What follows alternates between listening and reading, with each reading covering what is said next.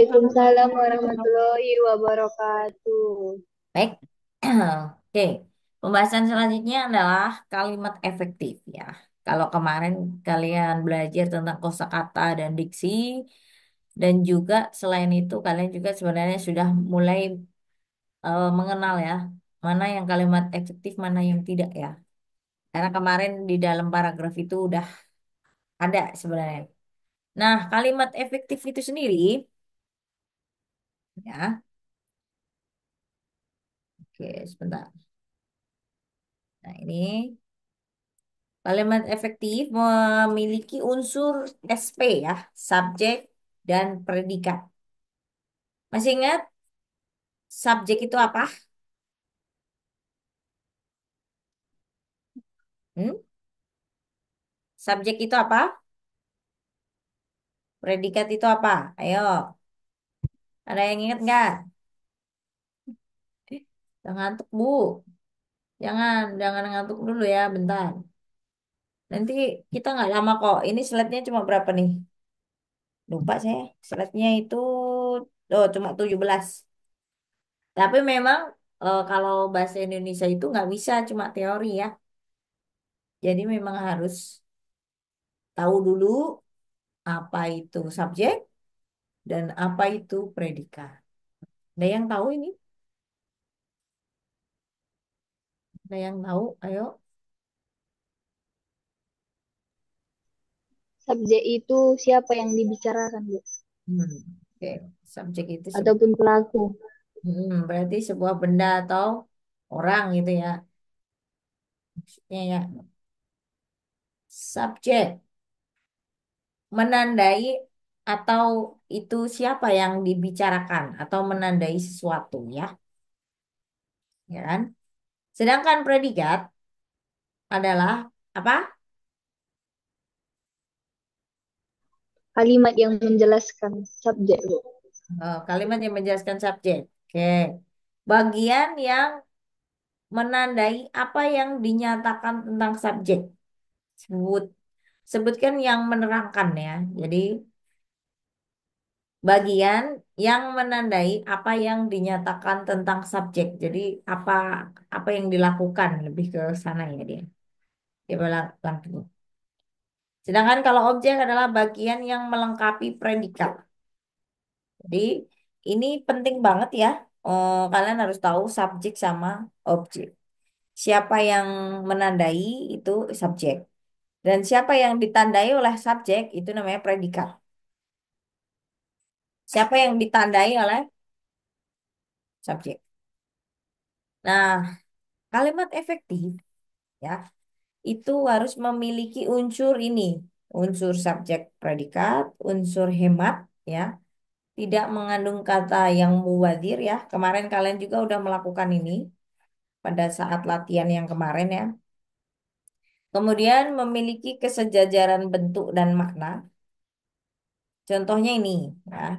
Dia setiap pagi melakukan rutinitas. Nah, rutinitasnya apa? Makan, olahraga, mandi, dandan gitu kan. Atau bentuk lainnya minum kopi ke kampus ya. Nah, kemudian yang namanya kalimat efektif itu ketika menggunakan pilihan kata yang tepat ya. Atau menggunakan diksi. Apa? Kemarin pilihan kata yang tepat atau biasa kita sebut diksi. Atau kita biasa sebut diksi. Nah, itu adalah menggunakan pilihan kata yang tepat. Jadi empat hal ini harus ada di dalam sebuah kalimat. Kalau kalimat tersebut bisa dinyatakan efektif ya. Unsur-unsur kalimat seperti ini ya, subjek, predikat. Nah, objeknya itu yang menandai adalah predikatnya. Kemudian ada kata keterangan juga ya. Nah, kesalahan dalam kelengkapan subjek, subjek adalah bagian kalimat yang menunjukkan pelaku, tokoh, sosok. Ya, subjek biasanya diisi oleh jenis kata atau nominal atau klausa. Ayahku, seorang dosen. Ya, ini contoh. Kemudian ada frasa, bentuknya ada dosen saya.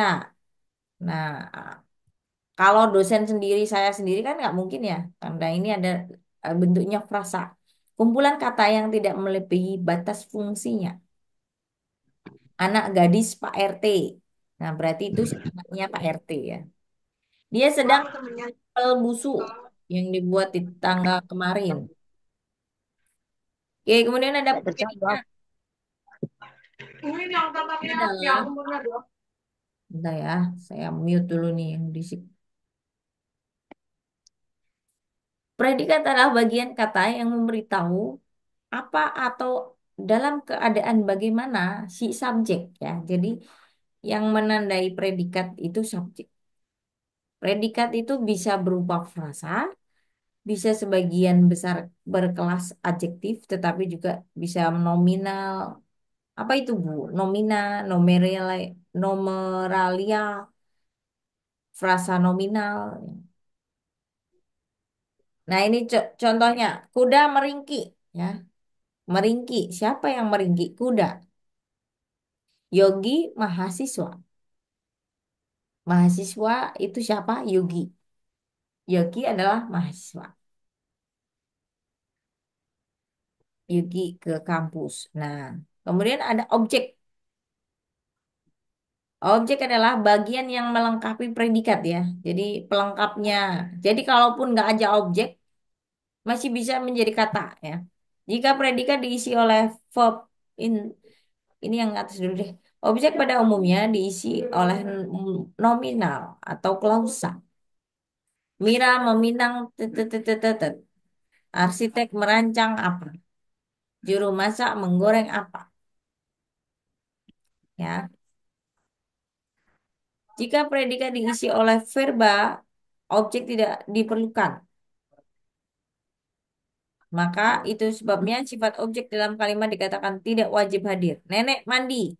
Dan setelah itu nggak ada. Nah ini ketika objek itu tidak diperlukan ya. Nggak perlu ada objek objek lagi gitu. Kalau dia ada klausa lain itu seperti ini.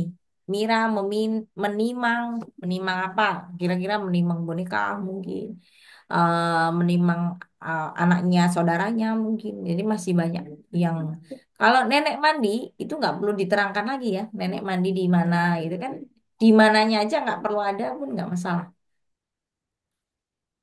Kemudian terkadang kita harus tahu juga di sini apa. Nah ini contoh ya. Ini pelengkap berdagang sayur.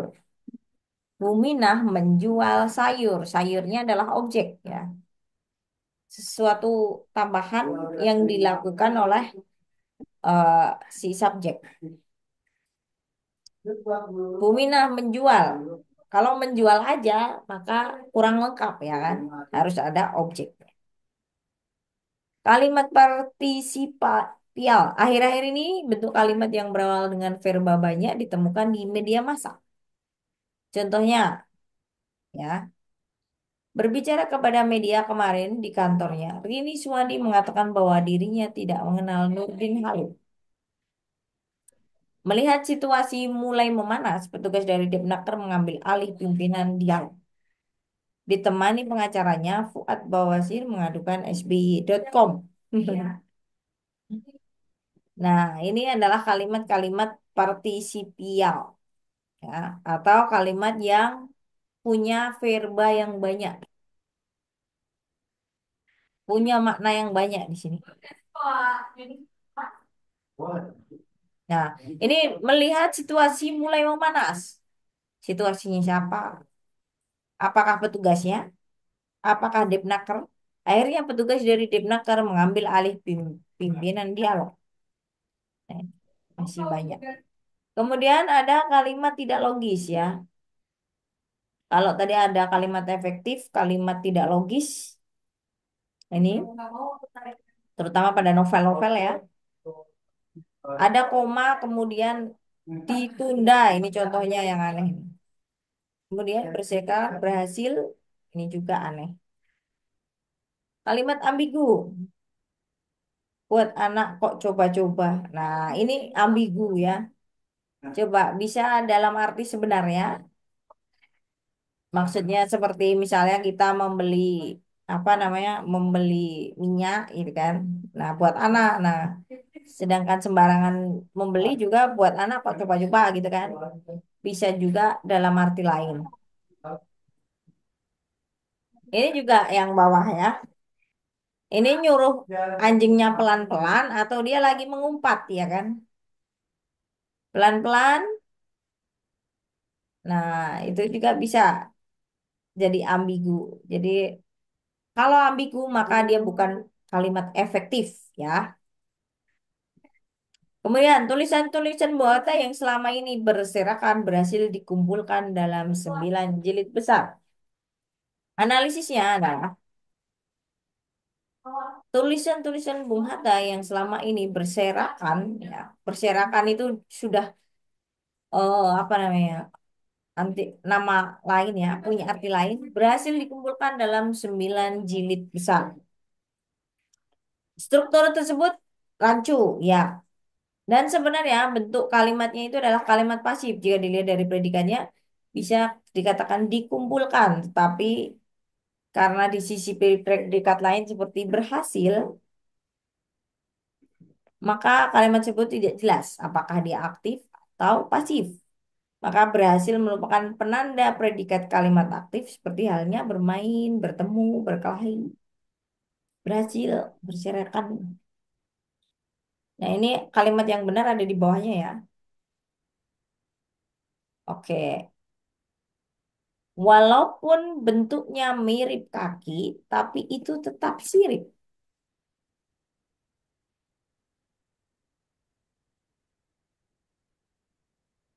Nah, ini analisisnya apa? Kerancuan pikiran dalam kalimat tiga timbul karena penggunaan pasangan walaupun, ya. Tapi kalau walaupun menyatakan alhad, sedangkan tapi menyatakan berlawanan. Walaupun, walaupun itu sealahan penggabungan kedua kata tersebut menimbulkan hubungan pikiran yang tidak logis. Walaupun bentuknya mirip kaki, itu tetap sirip. Jadi tapinya harusnya hilang ya. Nggak perlu pakai tapi karena dia berlawanan. Nah ini lagi, pemikir lain barangkali hanya memikirkan soal kebangsaan saja. Menurut saya sih termasuk barangkali ya di sini. Pada kalimat di atas terdapat bentuk pleonasme yaitu kata-kata frase yang berlebihan. Nah ini kalau perbaikannya, pemikiran lain barangkali hanya memikirkan soal kebangsaan. Pemikiran lain memikirkan soal kebangsaan saja. Hanyanya nggak perlu dipasang. Nah, yang lain bolehlah nanti kita latihan dulu ya. Oke, ada yang mau tanya nggak tentang kalimat efektif? Nggak, Bu. Itu udah kayak di SMA ya kan? Oke. Jadi kalau kalian nanti di akhir semester, kalian membuat sebuah eh, karya ilmiah ya.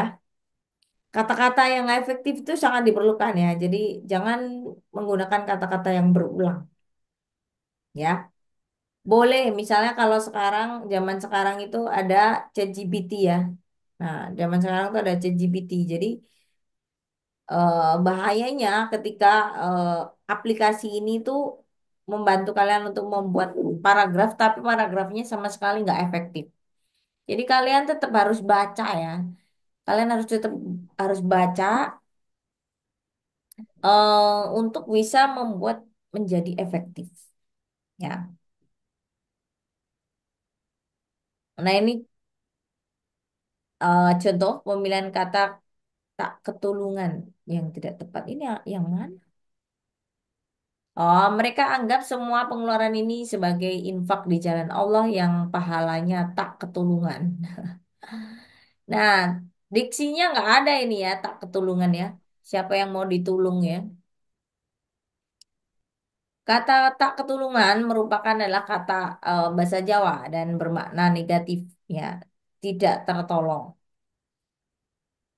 Si topan bandelnya tak ketulungan, nggak ketulungan ya. Padahal konteks kalimat 6 bermakna positif. pahalanya besar sekali maksudnya ya. Jadi harus dibetulin. Mereka anggap semua pengeluaran ini sebagai infak di jalan Allah yang pahalanya besar sekali. Intinya itu. Jadi yang kata-kata yang seperti di atas itu nggak efektif sama sekali ya. Ya paling itu aja ya yang saya sampaikan tentang kalimat efektif. Mungkin ada yang mau tanya? Nggak ada? Ada nggak yang mau tanya? Nggak ada. Oke. Nanti saya tanyain aja berarti. Baik, yang ini saya nggak akan kasih tugas, tapi langsung juga hari ini juga kuis ya untuk memperdalam apa namanya, memperdalam pengetahuannya, bagaimana mengemas kalimat efektif menjadi sebuah kalimat yang benar-benar efektif itu kalian perlu latihan ya. Jadi saya sudah menyiapkan soal. Nah, silakan dikerjakan di sembarang tempat boleh. Jadi kita zoomnya yang tadi saya akan rekap absennya ya berdasarkan tugas yang ada di classroom ya. Tugas yang ada di classroom ada. Nah, ini akan saya